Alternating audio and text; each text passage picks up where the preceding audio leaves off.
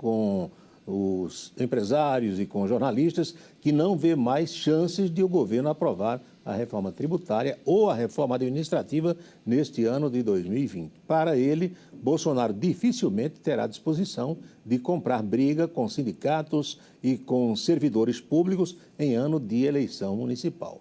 Deve-se dar o devido desconto às declarações do presidente da OAB, uma vez que ele tem uma gestão que vem sendo marcada por embates com o presidente Bolsonaro, que há cerca de 6 meses fez insinuações sobre a morte do pai dele, durante o regime militar.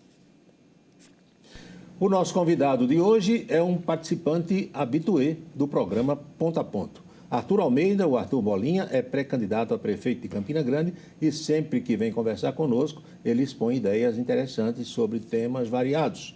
E nós o convidamos nesta quarta-feira de cinzas, quando para muitos o ano está começando, para um papo sobre o momento que estamos atravessando. Bolinha, boa tarde. Boa tarde, é um prazer renovado estar aqui, Paulo. A cidade teve com a sua rede hoteleira lotada agora nesses eventos ecumênicos, religiosos, filosóficos do Carnaval. Você faz algum reparo sobre esses eventos ou não?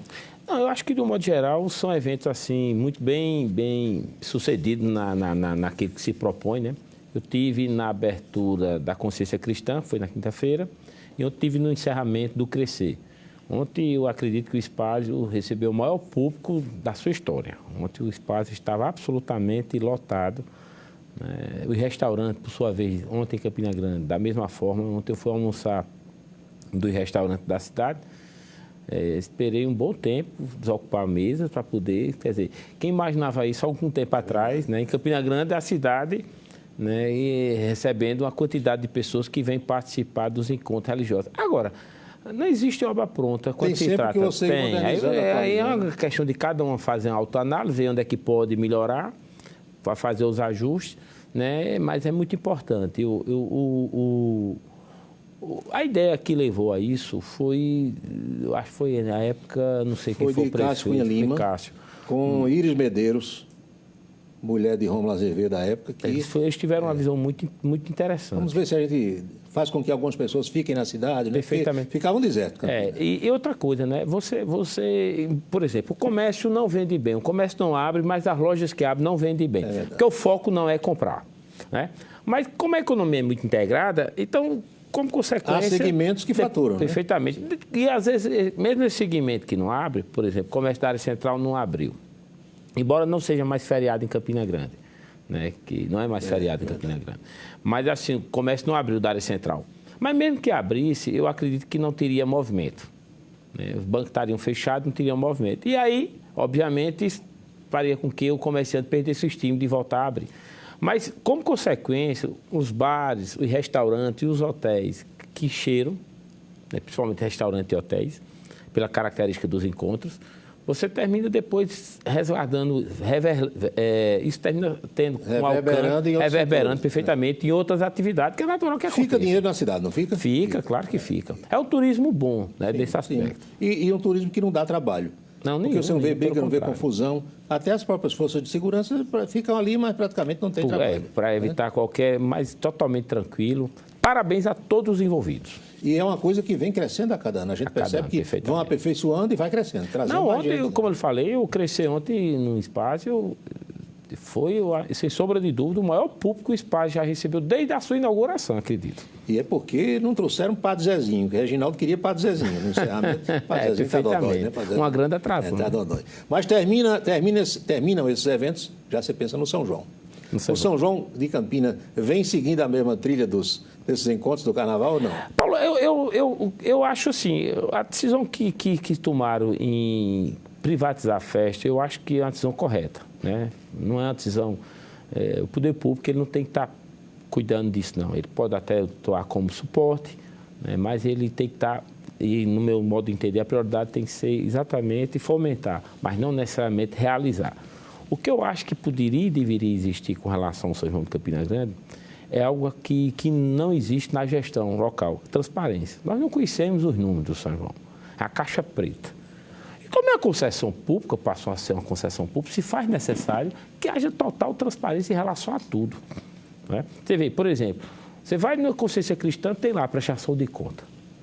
Você vai no Crescer, está lá a prestação de conta. Alguém aqui já ouviu falar numa prestação de conta do São João? Isso é muito ruim, porque dá margem a todo tipo de interpretação. Então, assim, é preciso que haja transparência. E somado à transparência, né, obviamente... Chegando ao cargo de prefeito de Campinas, isso vai acontecer? Total, Paulo. Total. Porque, olha, quando você dá transparência a tudo, né, o que é que isso na prática leva? Leva as pessoas primeiro a conhecer quais são as dificuldades, conhecer os números, saber se está havendo distorção, se não está havendo, se o que está sendo pago está dentro do mercado ou não está. Transparência é algo absolutamente fundamental nos dias de hoje. Uma gestão que tem transparência, principalmente pública, que está lidando não com o dinheiro do prefeito, mas com o dinheiro da população, né, faz com que as pessoas dêem credibilidade. Por exemplo, pagar o IPTU em Campina Grande, sem você saber para onde está indo de fato esse recurso. Como é que a população paga? Ela se sente extorquida, né? Porque ninguém vê. Poderia-se muito dizer, não, eu vou utilizar o recurso do IPTU especificamente para a ação lá, X, Y, Z. Mas tem uma mídia da prefeitura aqui mesmo, rodando, dizendo que é para o limpeza urbana. Mas tem de forma muito genérica, né? Não é uma coisa específica. Eu vou utilizar esse ano. Campina Grande tem a estimativa de receber 20 milhões de IPTU. Com 20 milhões de IPTU, se chegar, eu vou calçar rua X, rua Y, eu vou fazer praça X, vou recuperar espaço tal. Enfim, definir de forma para que as pessoas pudessem acompanhar. Transparência é algo fundamental na administração. Vamos a uma pausa e já voltamos. José Arthur Almeida Bolinha é o nosso convidado de hoje. Não sai daí.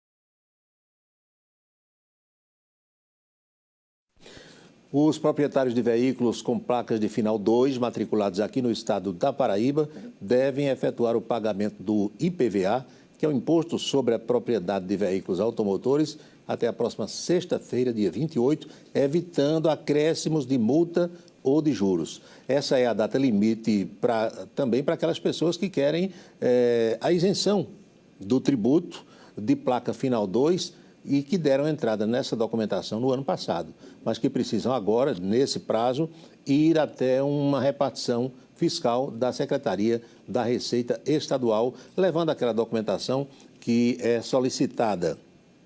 Tem também 3 opções para pagamento do IPVA aqui no estado da Paraíba. A primeira opção é a cota única, com desconto de 10% à vista, que pode ser paga também até a próxima sexta-feira, dia 28, sexta-feira agora.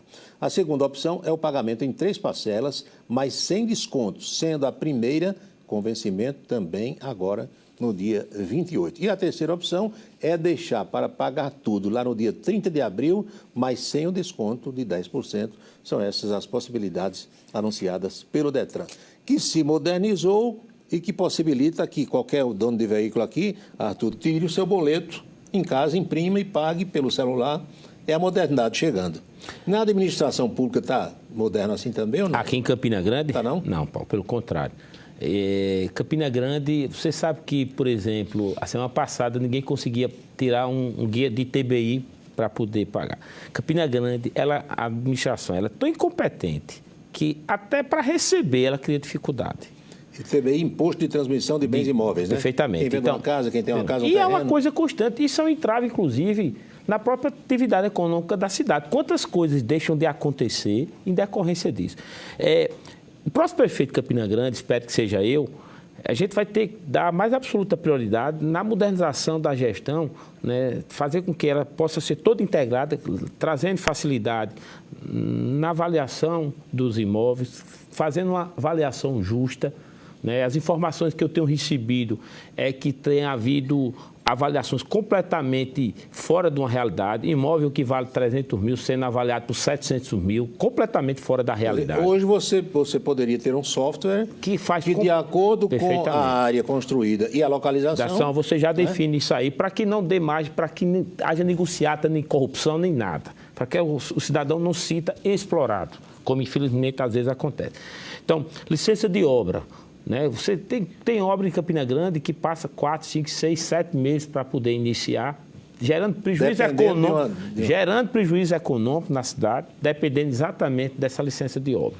Né? Isso leva muita gente a fazer sem licença de bolo. Perfeitamente, mas uma obra de maior vulto você não permite. Então, quer dizer, quantas contratações deixam de acontecer na cidade em decorrência, né, da prefeitura não criar as condições para isso? Paulo, durante esse governo de Romero, em Campina Grande, foram fechados 5.200 postos de emprego. Comércio e indústria? Não somando as atividades. 5.200 postos de emprego. Quer dizer, reflexo da crise, né? A crise tem seu peso, né?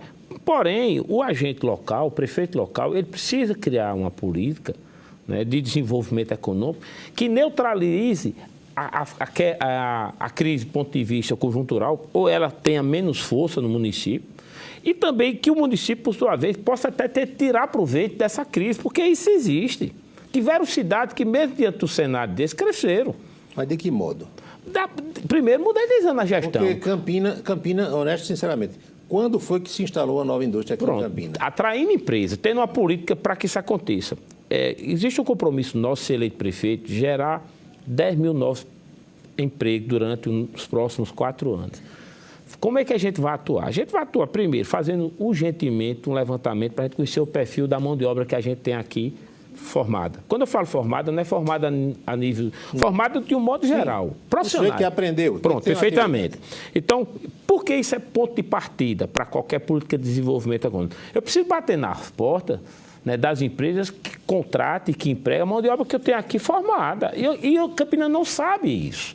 Então, nós temos de forma assim, bem... por cima. A gente sabe que tem uma mão de obra grande no setor de calçado, no setor de metal mecânico, no setor de serviço ligado à área hospitalar e tal. Mas é muito empírico, ninguém conhece essa realidade mensurada. Reais, né? Perfeitamente. Então, quando você vai procurar uma empresa para ela vir se instalar na cidade, a primeira coisa que a empresa pergunta, ou o empresário, não é se tem incentivo fiscal não, porque isso todo canto dá. É se já existe empresa desse segmento lá. Quando ela faz essa pergunta, é porque ela quer saber se já existe mão de obra formada.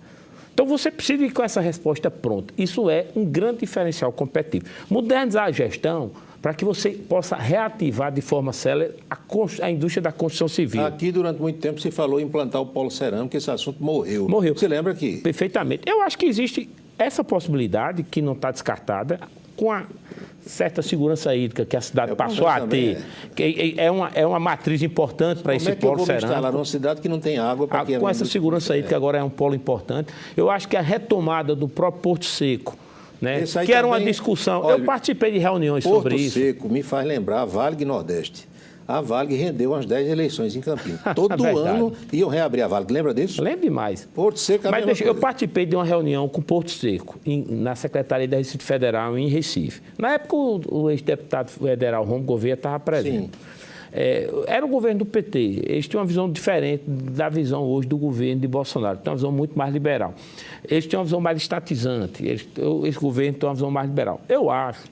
Na época, dizia que Campina não tinha demanda. Eu até questionei. Eu disse, olha, é o seguinte, Anápolis recebeu a indústria da Caoa porque tinha o Porto Seco. Exatamente. Foi determinante para que Anápolis recebesse a indústria da Caoa na época, a montadora de veículos. Então, a demanda se cria a partir de uma matriz que exista. Né? Então, vamos... Se não tiver, o cara não vai. Perfeitamente. Então, assim, eu acho que Mas a burocracia temos que abrir... amarra tudo isso, né, em pé. Eu acho que não é só burocracia. Eu acho que o que precisa ser, de forma muito objetiva, é você ter um prefeito que tenha essa visão, que queira fazer isso, que conheça e que saiba bater as portas. E que tenha diálogo com os setores produtivos do país. Coisas que, graças a Deus, eu tenho. Porque, Paulo, eu sou diretor da CNDL, a CNDL tem no seu guarda-chuva 500 mil empresas associadas. Não é pouca coisa, não. Então, assim, boa parte do PIB nacional, né? Então, você tem uma interlocução muito fácil com esse setor. Para poder... Eu vou bater na porta de uma empresa para atrair ela para Campina Grande. Ele não vai só me receber porque eu sou prefeito de Campina Grande. Ele vai receber porque ele sabe quem eu sou. Né? Ele conhece minha história de vida, de superação, né? Daquilo que a gente já pôde construir, daquilo trabalho que a gente já fez à frente das entidades que a gente já representou. Então, isso é um grande cartão de apresentação. E a credibilidade vai por trás disso, Paulo. Porque quando você toma a decisão de instalar uma empresa em um determinado local, você está dando um senhor cheque em branco aonde você vai investir. Porque se de repente aquilo que lhe foi prometido depois não foi entregue, que muitas vezes já aconteceram. E o Brasil é useiro e vezeiro nisso. Entendeu? Então, assim, nós temos que ter isso como a mais absoluta prioridade. Nós teremos várias prioridades, mas queria destacar duas, Paulo. Saúde, que é um grande gargalo que a cidade vive. Eu recebi uma pesquisa recentemente, quase 60% da população de Campina está extremamente insatisfeita com a qualidade da saúde pública que a cidade oferece. Para a gente falar nisso no último bloco, tá? Claro. Falar em saúde, lembre-se que o HELP, Hospital de Pesquisa e de Serviços, começa a funcionar numa parte ambulatorial já mês que vem, mês de março, conforme nos disse aqui o doutor Dalton Gadelha. Vem mais coisa por aí. Nós voltamos já, não mude de canal.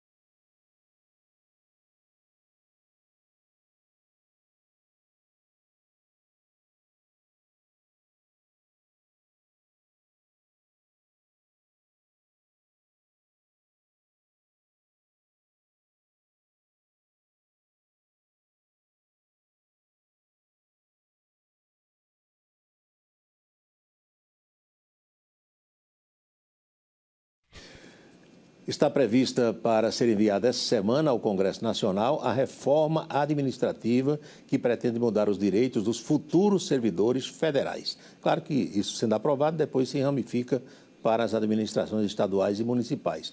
As propostas ainda não foram detalhadas, mas os pontos adiantados pelo governo nos últimos meses incluem, por exemplo, a revisão dos salários iniciais, a redução do número de carreiras e o aumento no prazo para que o servidor atinja a tão sonhada estabilidade por parte de alguns. Há até possibilidade de se acabar com isso. Segundo o presidente da República, Jair Bolsonaro, as mudanças não afetarão os servidores atuais, apenas aqueles que forem tomar posse depois da promulgação da reforma. É um assunto também que os empresários têm debatido, né, Bolinha? Porque, na verdade, Paulo, eu acho que o Brasil precisa acabar privilégio. Eu sou absolutamente contrário a qualquer tipo de privilégio. E que existem carreiras no setor público. O sujeito toma posse, passa num concurso, toma posse hoje, daqui a 8 dias já está reclamando das regras. Perfeitamente. E quando ele entrou, ele sabia quais eram as regras, né? Qual era a remuneração. Mesmo, eu até citei aqui, lá no rádio, houve um problema aqui na Paraíba. O governador João Azevedo deu posse a 1.000 novos professores, aprovados ano passado, mas alguns já reclamaram, quando chegaram nas escolas integrais agora, dizendo que foram nomeados para trabalhar 30 horas e não 40. Aí eu procurei um professor para saber, disse, não, mas eles trabalham 40 e recebem pelas 10 horas a mais. Mas não dizem, né? Aí já não querem trabalhar, só quer trabalhar 30 então, assim, horas. Não é nem o caso do professor, sabe? Mas, assim, eu acho que existem carreiras no poder público brasileiro que gozam de privilégio inconcebível. Destacar o judiciário, né? O que acontece no judiciário brasileiro é uma coisa Tribunais de contas. É uma coisa assim completamente Carro com fora. combustível Paulo, ilimitado. O judiciário alemão custa 0,6, 0,7 do PIB alemão. Suécia, o brasileiro ali, o cara vai trabalhar de moto. O brasileiro custa 3 vezes o PIB brasileiro e não funciona, o que é pior, né? Você tem um volume absurdo aí de Mas quando você fala nisso, começa a Terceira Guerra Mundial, não pode? Não, mas tem que enfrentar, não tem como não enfrentar, não. Olha, o Poder Judiciário Poder Legislativo, que é outra caixa de privilégios, né? E o próprio Poder Executivo. O Brasil termina funcionando para manter esses três poderes, em detrimento das pessoas mais pobres, que é pior. Mas, Arthur, o problema, sabe qual é no Brasil? É que... não é correto as pessoas isso. reclamam, mas quantos empresários nós temos no Congresso Nacional? E quando chega lá, se calam. Acham bom? É porque existe o capitalismo patrimonialista, né? Eles querem defender as coisas desde que eles sejam beneficiados de forma direta. Não existe, Eu quero no fundo... fazer regras que sirvam para os outros. Perfeitamente. Não existe, de fato, o cara movido pelo espírito público. Que aí termina levando essa distorção. Eu até tenho dito, digo, olha, o fato de ser empresário ou ser... Médico, advogado. Não quer dizer que você vai ter as condições necessárias. Não é questão sine qua non para você ser bom gestor, não. Não de uma canetada, nada. Não, eu acho que o que vai levar alguém a ser um bom gestor, ou algum público, primeiro, é ter de fato espírito público. Isso é importante. Mas dá tempo em 4 anos, por exemplo. Mas melhora muito. Melhora muito. Melhora Aí demais. você encontra, às vezes, barreiras na própria Câmara Municipal. Mas pronto, mas é onde eu quero chegar. Quando você é eleito, se a gente for eleito, você é eleito sem comprar voto, sem fazer conchavo, né? Sem estar me submetendo a esse jogo sujo da política.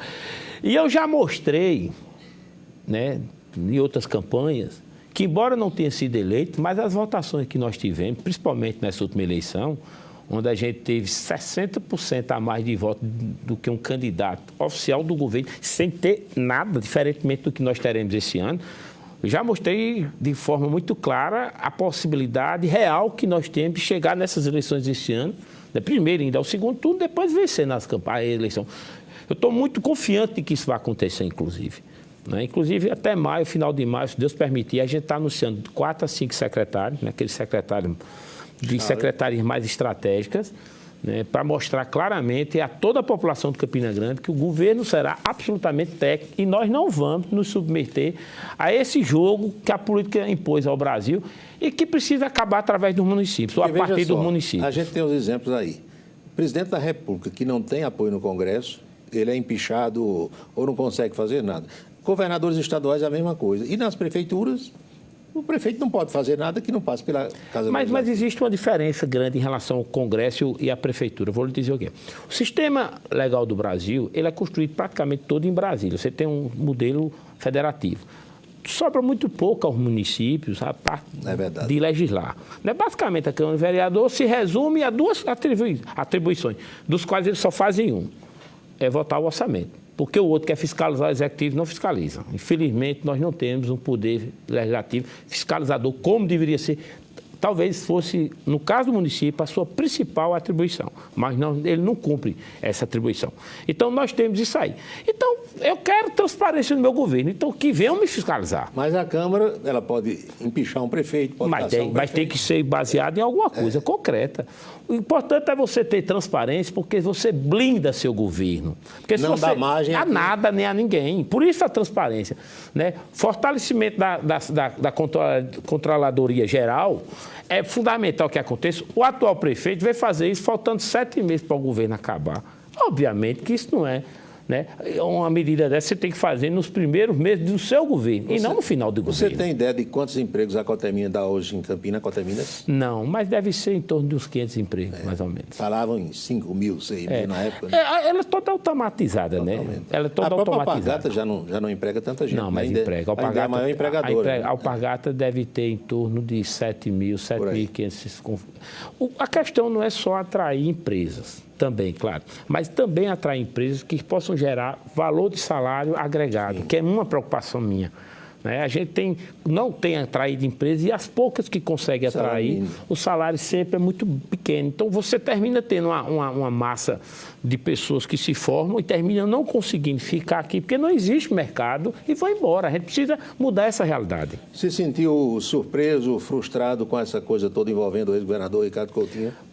Rapaz, eu me senti surpreso. Eu não tinha Ricardo como um cara desonesto, não. Não tinha. Não tinha de jeito nenhum. Eu tinha me distanciado Bom, de Ricardo. oficialmente ainda não é, né? Mas as evidências... Os indícios são muito fortes. As evidências, tem áudio, né? O cara falando em propina. Eu, particularmente, foi uma grande decepção que eu tive. Não esperava de forma nenhuma, Paulo. De forma nenhuma Para a gente mesmo. concluir, o governo Bolsonaro, como vai no seu modo de ver? Rapaz, eu acho assim, o governo Bolsonaro ele tem falhado não na relação política, no que diz respeito a fazer o jogo do Congresso, não. Eu acho que ele tem falhado na forma de se comunicar. Tem criado suas próprias crises. Pronto, né? perfeitamente, porque se comunica mal e aí produz crise desnecessária. Vou mais além, eu acho que a saída de Bolsonaro do PSL foi um grande equívoco. Governar sem um partido para lhe defender é difícil, porque o Centrão até vota, mas não defende. Toda medida que você coloca no Congresso, você tem que primeiro ir para o embate da narrativa. Quem é hoje que defende a narrativa do governo? Ninguém. Então foi um grande equívoco, no meu modo de entender, o que ele fez ao sair do PSL. Arthur, muito obrigado. Eu que agradeço. Vamos conversar mais esse ano.